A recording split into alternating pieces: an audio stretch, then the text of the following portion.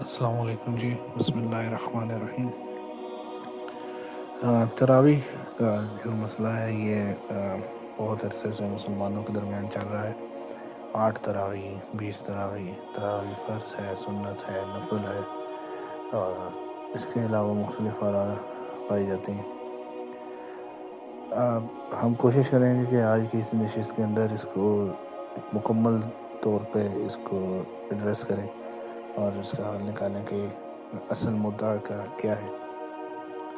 سب سے پہلے تراویح کا جو اوریجن ہے ملتا ہے احادیث کی کتب میں۔ ہمارے پاس 2 مین روایات آتی ہیں۔ ایک تو جو نبی کریم صلی اللہ علیہ وسلم نے 3 دن جماعت کروائی اور اس کے بعد اس کو چھوڑ دیا، وہ ملتا ہے، اور دوسری یہ ملتی ہے کہ حضرت عمر رضی اللہ تعالیٰ عنہ ایک دفعہ مسجد نبوی میں تشریف لائے تو مسلمان الگ الگ ٹولیوں کی صورت میں، کچھ لوگ مثال کے طور پر 3 لوگ جماعت کر رہے ہیں، کچھ 10 لوگ جماعت کر رہے ہیں، الگ الگ کر رہے ہیں، تو اس طرح موجود تھے۔ تو حضرت عمر نے فرمایا کہ ان سب کو ایک ہی امام کے پیچھے کھڑا کر کے نماز کروائی اور جماعت کے ساتھ سلسلہ شروع کیا۔ کچھ دنوں کے بعد جب حضرت عمر دوبارہ مسجد میں آئے تو وہ لوگ اسی طریقے سے ایک امام کے پیچھے نماز پڑھ رہے تھے، تو انہوں نے اس کو پسند کیا اور کہا کہ کتنی اچھا نیا طریقہ ہے جس کو اپنایا گیا ہے۔ اس کے بارے میں جب مزید آپ دیکھیں گے تو آپ کو معلوم ہوگا کہ 2 چیزیں آ گئی۔ سب سے پہلے تو یہ کہ حضور اکرم صلی اللہ علیہ وسلم کی حیات مبارکہ میں 3 دن کے بعد یہ عمل نہیں نظر آتا۔ جو تراویح ہے یہ بیسیکلی قیام اللیل ہے، تہجد کی نماز ہے، جو کہ آپ کو خاص طور پہ رمضان کے اندر کرنا چاہیے دیر سے۔ نبی کریم صلی اللہ علیہ وسلم کی حدیث میں یہ ملتا ہے کہ دن میں روزہ رکھا جائے اور رات میں قیام کیا جائے، اور اسی سے اللہ تعالیٰ کی خوشنودی کو حاصل کیا جائے گا۔ اسی کا ایک عمل تھا کہ حضور اکرم صلی اللہ علیہ وسلم نے جماعت کروائی اور صحابہ کو یہ عمل بہت پسند آیا، لیکن حضور پاک صلی اللہ علیہ وسلم نے اس اندیشے کے پیش نظر اس کو ختم کر دیا کہ یہ کہیں فرض نہ ہو جائے۔ اب یہ الفاظ جو ہیں کہ حضور اکرم صلی اللہ علیہ وسلم نے اس چیز کو چھوڑ دیا کہیں فرض نہ ہو جائے، اسی سے ہمیں یہ معلوم ہو جاتا ہے کہ یہ فرض نہیں ہے، اچھی چیز ہے، کرنی چاہیے۔ قرآن پاک سے جو ہے اس کو سننا ہمارے لیے بہت ضروری ہے، اس کا ثواب ہے، اس کی دہرائی ہمارے لیے بہت ضروری ہے کہ ہم بار بار قرآن پاک سنیں، نماز میں قیام کریں، زیادہ سے زیادہ قرآن پاک پڑھیں، اور یہ ایک ایسا طریقہ بن جاتا ہے تراویح کا کہ جس سے جو لوگ حافظ قرآن نہیں ہیں وہ بھی لمبی لمبی صورتوں میں اپنا حصہ رکھ سکتے ہیں جماعت کی صورت میں اس میں شامل ہو کر۔ تو یہ چیز تو یہاں سے ظاہر ہو گئی کہ یہ فرض نہیں۔ دوسری چیز یہ ثابت ہوتی ہے کہ حضرت عمر کا دونوں صورتوں میں مسجد نبوی میں آنا اور جماعت، پہلی صورت میں الگ الگ جماعتیں ہونا اور دوسری صورت میں ایک اکیلے جماعت ہونا، ان دونوں صورتوں میں حضرت عمر اس وقت نہیں موجود تھے۔ تو اس سے بھی ثابت ہوا کہ یہ روٹین کا عمل نہیں تھا۔ جو شخص روٹین سے پڑھتا ہے بہت اچھی بات، پڑھنی چاہیے، اس سے ایک اچھا طریقے سے آپ رات میں قیام کرتے ہیں، اللہ تعالیٰ کے ہاں اپنی حاضری دیتے ہیں، اور رمضان میں جب ہمیں عبادات میں بہت زیادہ شامل ہونا چاہیے تو اس میں یہ چیز آپ کو بہت ہی زیادہ ہیلپ کرے گی، آپ کی مدد رہے گی کہ آپ اس کو فالو کریں۔ لیکن اگر کوئی بندہ شامل نہیں ہوتا تو اس کے اوپر پکڑ نہیں ہے، ٹھیک ہے۔ پھر جو چیز آ جاتی ہے کہ 8 ہے یا 20 ہے، زیادہ تر جو صحیح حدیث ملتی ہے صحیح ستہ کے اندر، ان سے 8 زیادہ ثابت ہے، جو عمل سے زیادہ ملتی ہے وہ 20 ثابت ہے۔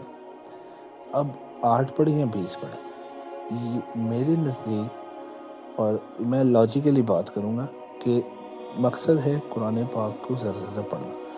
اب آپ 8 رکعت پڑھیں، اس میں کیا ہوگا کہ آپ نے، کیونکہ قرآن پاک تو اتنا ہی پڑھ رہے ہیں، اگر آپ 8 رکعت پڑھتے ہیں تو اس کا مطلب ہے آپ کا قیام لمبا ہوگا۔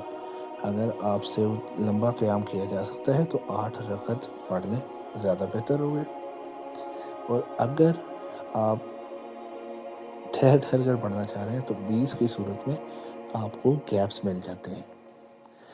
تو مقصد ہے قرآن پاک کی تلاوت کے ساتھ قیام کرنا، ٹھیک ہے؟ تو اگر آپ قیام کرنا چاہ رہے ہیں تو اس کے لحاظ سے دونوں صورتیں ٹھیک ہیں، ان میں کسی میں برائی نہیں ہے، کسی میں اچھائی والا، دونوں میں معاملات نہیں ہیں۔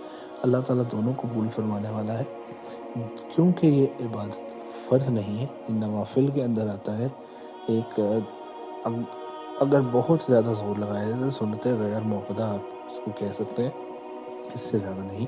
تو اس لیے اس کی تعداد کے اوپر کرنا یہ ایک بہت ہی کمزور مدعا ہے، لیکن ہماری بدقسمتی یہ ہے کہ اس کمزور مدعے کو ہی سب سے زیادہ سٹریس دیا جاتا ہے، اسی چیز کو سب سے زیادہ زور لگایا جاتا ہے کہ یہی کیا جائے۔ اس سارے کا لب لباب، اس چھوٹی سی گفتگو کے بعد میں آپ کو اگر سمری بتاؤں، یہ ہے قیام اللیل کرنا چاہیے۔ اگر آپ کے قریب مسجد میں تراویح کا اہتمام ہے، آپ جا سکتے ہیں تو جائیں، قرآن پاک سنیں، اس میں شرکت کریں، تراویح کے اندر اپنا حصہ دیں۔ قرآن پاک سننا بہت ثواب کی چیز ہے، قیام کرنا رات کو بہت ثواب کی چیز ہے۔ رمضان میں خاص طور پہ اس کی فضیلت اور زیادہ بڑھ جاتی ہے، لیکن اگر کوئی نہیں کرتا تو اس کے اوپر کوئی قدغن نہیں ہے، کوئی اس کے اوپر آپ اس طرح سخت کوئی فتویٰ نہیں لگا سکتے، نہ کوئی اس سے روکنا چاہیے، کیونکہ یہ نبی کریم صلی اللہ علیہ وسلم کا عمل ہے۔ دوسرا، نبی کریم صلی اللہ علیہ وسلم نے فرمایا ہے کہ آپ نے اللہ کی اطاعت کرنی ہے، نبی کریم صلی اللہ علیہ وسلم کی اطاعت کرنی ہے، اور اس کے بعد خلفائے راشدین اور مہدیین کی سنتوں پر بھی عمل کرنا ہے۔ تو اس صورت میں آ کر حضرت عمر نے جو ترتیب بتائی وہ بھی ماننا ہمارے لیے ضروری ہے۔ اب اس سے ایک چیز جو ثابت ہوتی ہے یہ ہے کہ اگر ایک مسجد میں ایک تراویح ہو رہی ہے تو پریفر یہ کیا جائے گا کہ اس میں شامل ہوا جائے، بجائے اس کے کہ آپ الگ جماعت کر کے ایک یونٹی کو خراب کریں۔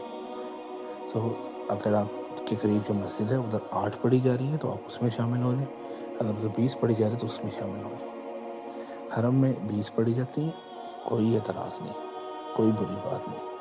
کہیں پر 8 پڑھی جاتی ہیں، کوئی بری بات نہیں، کوئی اعتراض نہیں۔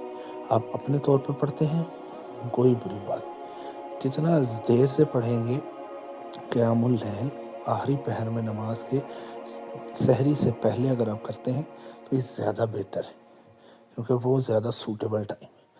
لیکن کیونکہ عشاء کے بعد فوری طور پہ لوگ وہیں مسجد میں موجود ہوتے ہیں تو اسی ٹائم پر کر دی جاتی ہے۔